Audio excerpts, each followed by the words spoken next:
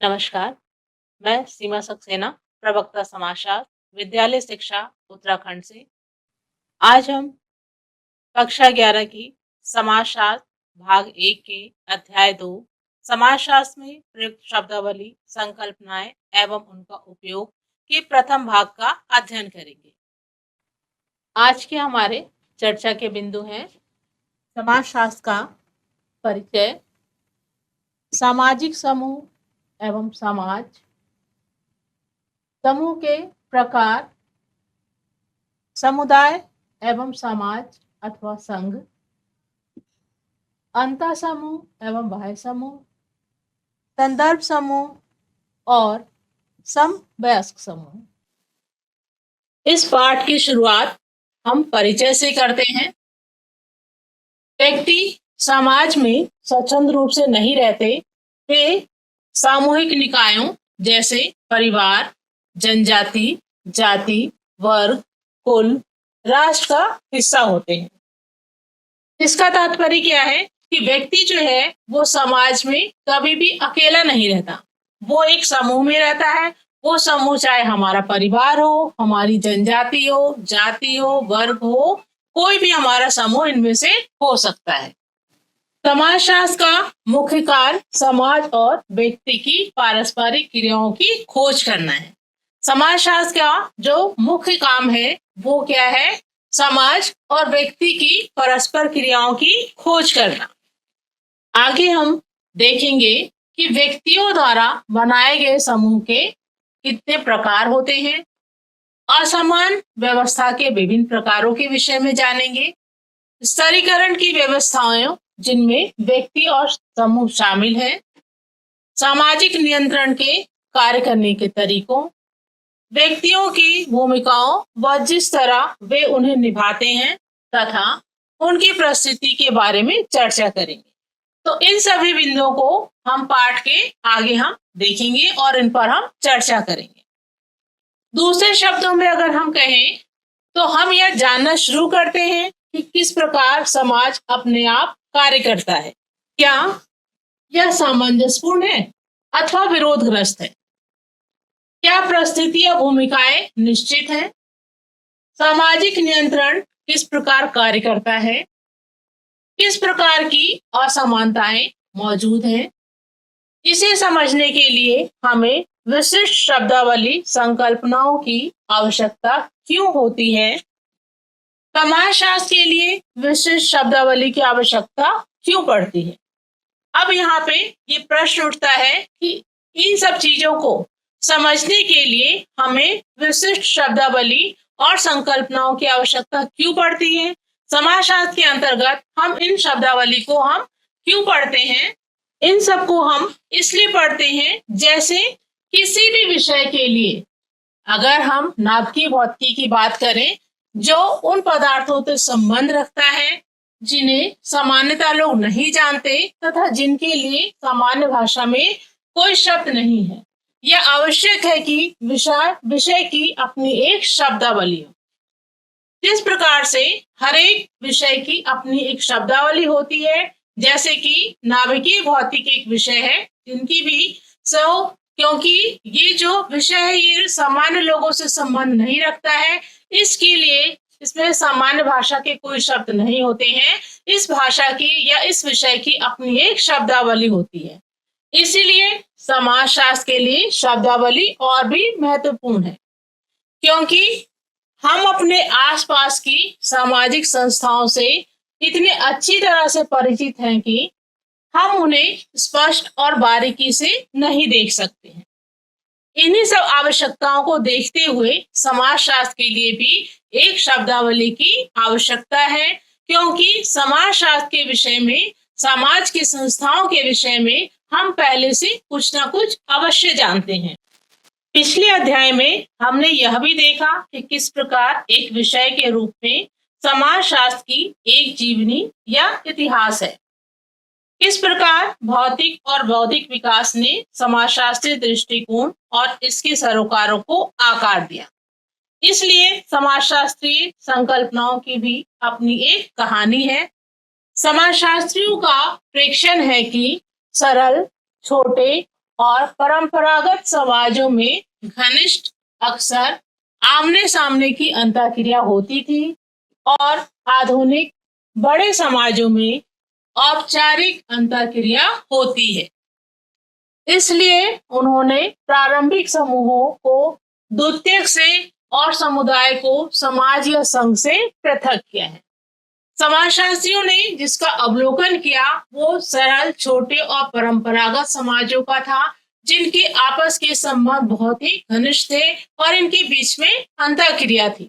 लेकिन आधुनिक और बड़े समाज के अंतर्गत ये एक अंतःक्रिया औपचारिक रहेगी, इसलिए इसे प्रारंभिक समूह और द्वितीयक समूह और समुदाय को समाज या फिर संघ से अलग कर दिया गया।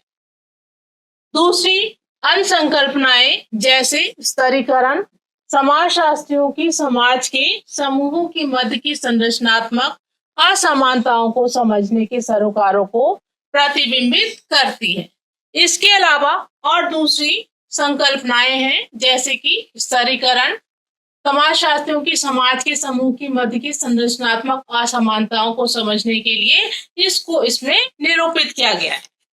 संकल्पनाएं समाज में उत्पन्न होती हैं, तथापि जिस प्रकार समाज में विभिन्न प्रकार के व्यक्ति और समूह होते हैं, उसी प्रकार कई तरह की संकल्पनाएं और विचार होते हैं।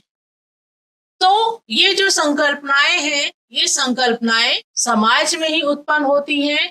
जिस प्रकार से समाज में विभिन्न प्रकार के व्यक्ति और समूह होते हैं, उसी प्रकार से समाज के अंदर विभिन्न प्रकार की संकल्पनाएं होती हैं।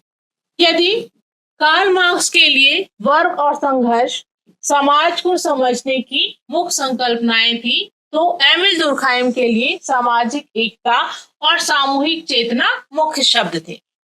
कार्ल मार्क्स ने समाज को समझने के लिए वर्ग और संघर्ष का सिद्धांत दिया। उनके अनुसार समाज के अंदर दो वर्ग थे, एक श्रमिक वर्ग और एक सर्वहारा वर्ग।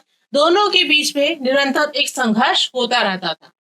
तो दूसरी तरफ एमिल दुर्खाइम ने सामाजिक एकता और सामूहिक एकता की बात की।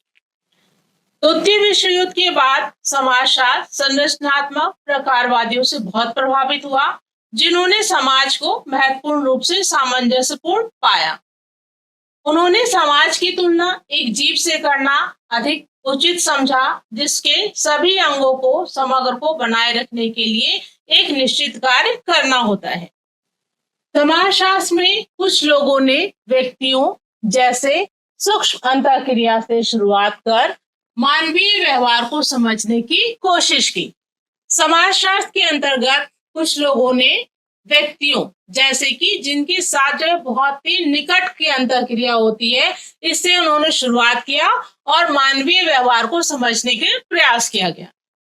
परिस्थिति और भूमिका जैसी संकल्पनाएं व्यक्ति के साथ आरंभ होती हैं। सामाजिक नियंत्रण या स्तरीकरण जैसी संकल्पनाएं विस्तृत संदर्भ में आरंभ होती हैं, जिनमें व्यक्तियों का स्थान पहले से ही तय होता है। परिस्थिति और भूमिका, ये जो संकल्पनाएं हैं, ये व्यक्ति के साथ ही शुरू हो जाती हैं। सामाजिक नियंत्रण या फिर स्तरीकरण जैसी जो संकल्पनाएं हैं, इन संकल्पनाओं को हम विस्तृत संदर्भ में देखते हैं, जिसमें व्यक्ति का स्थान पहले से ही तय होता है। हमारे द्वारा आगे की गई चर्चा में हम देखेंगे कि किस प्रकार मतों में विभिन्नता होती है और किस प्रकार इन अंतरों पर वाद विवाद और चर्चा समाज को समझने में हमारी सहायता करते हैं। इसके अलावा हम इस पाठ में आगे और देखेंगे कि किस प्रकार से विभिन्न लोगों के जो मत हैं उसमें भिन्नता होती है और किस प्रकार इनमें अंतर होता है, और इस अंतर के कारण वाद विवाद और चर्चा होती हैं, जो हमें समाज को समझने में हमारी सहायता करते हैं। अगला बिंदु है हमारा सामाजिक समूह एवं समाज।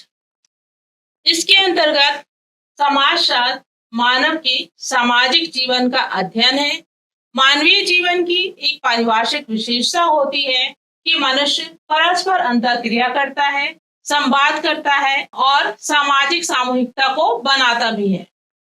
समाजशास्त्र का तुलनात्मक और ऐतिहासिक दृष्टिकोण दो स्पष्ट अहानिकारक तथ्यों को सामने लाता है।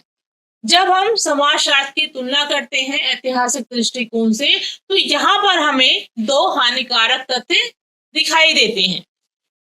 वो हानिकारक तत्व कौन से हैं? वो पहला है कि प्रत्येक समाज में, चाहे वह प्राचीन या सामंतीय अथवा आधुनिक हो, एशियन या यूरोपियन या अफ्रीकन हो, मानवीय समूह और सामूहिकताएं विद्यमान रहती हैं। तो जो हम ये दो तथ्य देखते हैं, उसमें से पहला तथ्य क्या है कि प्रत्येक समाज में, चाहे वो समाज पुराना हो या सामंती वर्ग का हो या आधुनिक हो, एशियन हो, यूरोपियन हो या अफ्रीकन हो, किसी भी प्रकार का समाज हो, इस समाज के अंदर कर हमें मानवीय समूह और सामूहिकताएं दिखाई देती हैं। दूसरा यह है कि विभिन्न समाजों में समूहों और सामूहिकताओं के प्रकार अलग अलग होते हैं। यानी कि एक समाज और दूसरे समाज के बीच के जो समूह हैं और जो उनकी सामूहिकताएं हैं, ये दोनों अलग अलग होते हैं।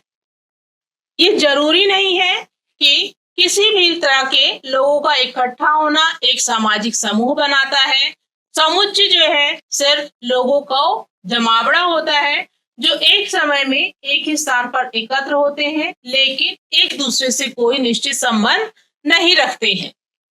इसको हम एक उदाहरण के द्वारा समझ सकते हैं कि जैसे हम रेलवे स्टेशन या बस स्टॉप या हवाई अड्डे पर जब हम प्रतीक्षा करते हैं, तो वहां पे लोगों का जमावड़ा होता है, लेकिन वो कोई समूह नहीं होता, बल्कि ये एक समुच्चय का उदाहरण है। और इस प्रकार के समुच्चय को हम अर्ध समूह कहते हैं। अर्ध समूह एक समुच्चय अथवा संयोजन होता है जिसमें संरचना अथवा संगठन की कमी होती है और जिसके सदस्य समूह के अस्तित्व के प्रति अनभिज्ञ या कम जागरूक होते हैं। तो एक अर्ध समूह कैसा समूह होता है? एक अर्ध समूह जो है एक समुच्चय या फिर संयोजन होता है जिसकी संरचना जो है, इसकी संरचना में कमी होती है और इसके सदस्य समूह के अस्तित्व के प्रति अनभिज्ञ होते हैं। जैसा कि अभी हमने एक उदाहरण देखा कि किस प्रकार रेलवे स्टेशन या फिर बस स्टॉप पर खड़े हुए लोग जो है वो किसी भी प्रकार के समूह के उदाहरण नहीं है, बल्कि वो एक समुच्चय है या फिर हम उन्हें अर्ध समूह कह सकते हैं, जो कि वहां पे एक दूसरे से के प्रति अनभिज्ञ रहते हैं। सामाजिक वर्गों, परिस्थिति समूहों, आयु एवं लिंग समूहों, भीड़ को अर्ध समूह के उदाहरण के रूप में देखा जा सकता है। तो इस प्रकार के समूह जैसे कि सामाजिक वर्ग, परिस्थिति, आयु, लिंग के समूह या फिर भीड़ भाड़ को हम अर्ध समूह की संज्ञा देते हैं। अर्ध समूह समय और विशेष परिस्थितियों में सामाजिक समूह बन सकते हैं। कई बार ऐसा होता है कि जो परिस्थिति ऐसी आती है, उन परिस्थितियों में अर्ध समूह जो है वो एक सामाजिक समूह बन जाता है। जैसे कि एक विशेष सामाजिक वर्ग या जाति अथवा समुदाय से संबंधित व्यक्ति एक समूह निकाय के रूप में संगठित ना हो, उनमें हम की भावना आनी बाकी हो, परंतु वर्ग और जाति ने समय बीतने के साथ साथ राजनीतिक दलों को जन्म दिया है। उसी प्रकार भारत के विभिन्न समुदायों के लोगों ने लंबे उपनिवेशी विरोधी संघर्ष के साथ अपनी पहचान एक सामूहिकता और समूह के रूप में विकसित की है, एक राष्ट्र का जिसका मिला जुला अतीत और साझा भविष्य है। एक सामाजिक समूह में कम से कम निम्न विशेषताएं होनी चाहिए। हम किसी भी समूह को सामाजिक समूह कब कहेंगे? जब उसके अंदर ये निम्नलिखित विशेषताएं होंगी। पहली विशेषता है निरंतरता के लिए दीर्घस्थायी अंतःक्रिया, यानी कि अगर समूह जो है चलते रहना है तो इसके लिए आवश्यक है कि वो समूह जो है वो स्थायी समूह हो। दूसरी विशेषता है कि इन अंतःक्रियाओं का स्थिर प्रतिमान, यानी कि ये जो क्रियाएं अंतःक्रियाएं समूह के लोगों के बीच में हो रही हैं, उनकी जो प्रतिमान है, जो उनके नियम है, वो जो है वो स्थिर होने चाहिए। अगला पॉइंट है अन्य सदस्यों के साथ एक सी पहचान बनाने के लिए अपनत्व की भावना, अर्थात प्रत्येक व्यक्ति समूह के प्रति और इसके नियमों, अनुष्ठानों और प्रतीकों के प्रति सचेत हो। अन्य सदस्य जिनकी एक सी पहचान है उनके लिए आपस में एक दूसरे की पहचान करने के लिए अपनत्व की भावना होना अत्यंत आवश्यक है। यानी कि प्रत्येक व्यक्ति जो एक ही समूह का सदस्य है वो सभी व्यक्ति इसके नियम, अनुष्ठान और प्रतीकों के प्रति वो सचेत रहने चाहिए। अगला बिंदु है हमारी साझी रुचि। इसका तात्पर्य है कि अगर आप किसी समूह के सदस्य हैं तो सभी सदस्यों की जो रुचि है वो एक समान होनी चाहिए और हमें अपनी रुचि को साझा करना चाहिए। अगला पॉइंट है हमारा सामान्य मानकों और मूल्यों को अपनाना और एक परिभाषित संरचना। तो आखिरी के जो दो बिंदु हैं इसके अंतर्गत हम देखते हैं कि सामान्य मानक और जो मूल्य है इन मूल्यों को समूह के सभी सदस्यों द्वारा अपनाया जाएगा और इसकी एक अपनी परिभाषा होगी, इसकी अपनी एक संरचना होगी। इस चित्र के अंतर्गत हम दो प्रकार के समूहों को देख रहे हैं। आप ये देख सकते हैं कि समूह किस प्रकार के हैं। ये हमारे अर्ध समूह के उदाहरण है कि जहां पे व्यक्ति जो है थोड़ी से क्षण के लिए जो है वो एकत्रित हुआ है। अगला बिंदु हमारा है समूहों के प्रकार। विभिन्न समाजशास्त्रियों और मानव विज्ञानियों ने समूहों को विभिन्न प्रकारों में वर्गीकृत किया है। जो हमारे समाजशास्त्री हुए हैं या फिर जो मानव विज्ञानी हुए हैं उन्होंने समूहों को विभिन्न प्रकार में वर्गीकृत किया है। इन समूहों के अंतर्गत पहला समूह हमारा प्राथमिक और द्वितीयक सामाजिक समूह है जिसकी निम्नलिखित विशेषताएं होती हैं। प्राथमिक समूह हम किसे कहेंगे? तो प्राथमिक समूह से तात्पर्य लोगों के एक छोटे से समूह से है जो घनिष्ठ, आमने सामने के मेल मिलाप और सहयोग द्वारा जुड़े होते हैं। तो सबसे पहले प्राथमिक समूह हम कहते किसे हैं? तो प्राथमिक समूह हम ऐसे समूह को कहते हैं जो समूह छोटा होता है और जिसके जो लोग होते हैं उनके संबंध जो है वो घनिष्ठ होते हैं। दूसरा बिंदु है कि प्राथमिक समूहों के सदस्यों में एक दूसरे से संबंधित होने की भावना होती है। यानी कि समूह छोटा है जिस कारण से प्राथमिक समूह के जितने भी सदस्य हैं सभी एक दूसरे से जुड़े हुए होते हैं। परिवार, ग्राम और मित्रों के समूह प्राथमिक समूह के उदाहरण हैं। तो परिवार, गांव या मित्र ये सभी हमारे प्राथमिक समूह के उदाहरण हैं। द्वितीयक समूह आकार में अपेक्षाकृत बड़े होते हैं और उनमें औपचारिक और अवैयक्तिक संबंध होते हैं। तो द्वितीयक समूह हम किसे कहेंगे? द्वितीयक समूह प्राथमिक समूह के विपरीत आकार में बड़ा होता है और उसके जो सदस्य होते हैं उन सदस्यों के बीच के संबंध औपचारिक और अवैयक्तिक होते हैं।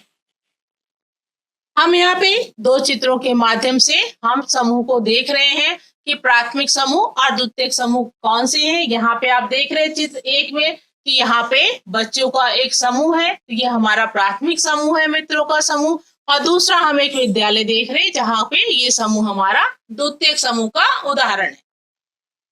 अगली विशेषता हम देखते हैं कि प्राथमिक समूह व्यक्ति उन्मुख होते हैं जबकि द्वितीयक समूह लक्ष्य उन्मुख। यानी कि प्राथमिक समूह का उद्देश्य कैसा है? व्यक्ति उन्मुख होता है और द्वितीयक समूह जो है वो पूरा समूह के लिए है। विद्यालय, सरकारी कार्यालय, अस्पताल, छात्र संघ इत्यादि द्वितीयक समूह के उदाहरण हैं। तो ये सारे हमारे द्वितीयक समूह के उदाहरण हैं। अगला बिंदु है हमारा समुदाय एवं समाज अथवा संघ। समुदाय से तात्पर्य उन मानव संबंधों से है जो बहुत अधिक व्यक्तिगत, घनिष्ठ और चिरस्थायी होते हैं। तो समुदाय हम किसे कहेंगे? समुदाय जो है मनुष्यों का आपसी संबंध है जो उन्हें अधिक व्यक्तिगत, घनिष्ठ और चिरस्थायी बनाता है। एक व्यक्ति की भागीदारी सच्चे मित्रों अथवा एक सुगठित समूह में भले ही परिवार जितनी नहीं परंतु महत्वपूर्ण होती है। तो इस समुदाय के अंतर्गत जो व्यक्ति की भागीदारी है वो भागीदारी सच्चे मित्र या फिर सुसंगठित समूह के रूप में ना हो, लेकिन ये बहुत ही महत्वपूर्ण होती हैं। समाज अथवा संघ का तात्पर्य हर तरह से समुदाय के विपरीत है। समाज किसे कहेंगे? समाज जो है वो समुदाय का जस्ट अपोजिट है। हम समुदाय और प्राथमिक समूह को समान मान सकते हैं और संघ व द्वितीयक समूह को समतुल्य मान सकते हैं। यानी कि अभी हमने प्राथमिक समूह और द्वितीयक समूह पढ़ा था, तो कहीं ना कहीं हम इसकी तुलना जो है इनसे कर सकते हैं। तो समुदाय हमारा प्राथमिक समूह है और संघ हमारा द्वितीयक समूह के समान है।